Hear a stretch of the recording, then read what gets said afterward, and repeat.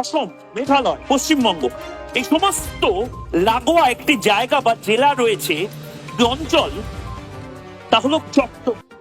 ভারতের একটি মিডিয়ায় চট্টগ্রামকে ভারতের অংশে যুক্ত করার বিষয়ে এক সাংবাদিকের উপস্থাপন প্রসঙ্গে বাংলাদেশ জামায়াতে ইসলামীর কেন্দ্রীয় পরিষদের সদস্য ও ঢাকা মহানগরীর দক্ষিণের সেক্রেটারি ডক্টর শফিকুল ইসলাম মাসুদ বলেছেন, শুধু চট্টগ্রাম নয়, বাংলাদেশের 1 ইঞ্চি মাটিও কাউকে দখল করতে দেওয়া হবে না।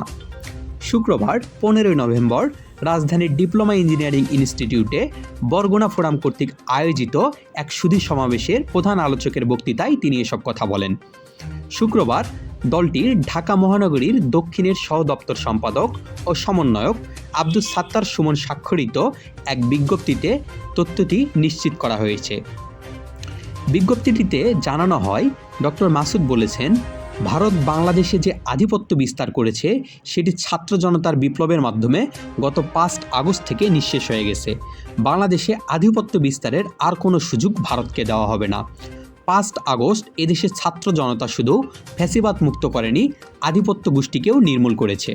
তিনি আরও বলেন, শহীদ মতিউর রহমান নিজামী বাংলাদেশের ভূখণ্ড নিয়ে কেউ ছিনিমিনি খেলার চেষ্টা করলে তার উপযুক্ত জবাব দেওয়ার ঘোষণার পরেই ভারতের ইন্ধনে আওয়ামী লীগ মৌলানা শহীদ নিজামী সহ জামাতে ইসলামী নেতাদেরকে আটক করে সাজানো মামলায় বিচারে হত্যা করেছে।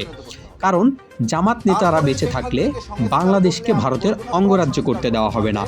এছাড়া তিনি আরও বলেন, জামাতে ইসলাম ব্যক্তির উপর নির্ভর করে পরিচালিত হয় না। জামাতে ইসলামীর নেতৃত্ব দেওয়ার মতন অসংখ্য নেতারা রয়েছে। আওয়ামী লীগ একজনকে আটক করলে আরেকজন দায়িত্ব নিতে একদিনও দেরি হয় নাই। ফলে জামাতে ইসলামী নিঃশেষ করা যায় নাই। যারা আল্লাহর দিন কায়েমের আন্দোলন করে তাদের দুনিয়ার কোনো শক্তি নিঃশেষ করতে পারবে না। ডক্টর শফিকুল ইসলাম মাসুদ আরও বলেন, যারা দেশের জন্য উন্নয়ন করে তারা ক্ষমতা ছেড়ে দেশ থেকে পালিয়ে যায় না। শেখ হাসিনা দেশের জন্য না যতটা উন্নয়ন করেছে তার থেকে বেশি উন্নয়ন করেছে নিজের পরিবার ও দলের। শেখ হাসিনা নিজে প্রকাশ্যে বলেছে, ভারতকে আমি যা দিয়েছি ভারত কখনো তা ভুলতে পারবে না। এজন্যই শেখ হাসিনা ক্ষমতা ছেড়ে ভারতে চলে যান। তিনি যাদের পাকিস্তানে চলে যেতে বলেছেন তারা কেউ পাকিস্তানে চলে যায়নি, কিন্তু তিনি ঠিকই ভারতে চলে গেছেন। সাফায়েত হোসেন শিহাব, নিউজস্মার্ট.com।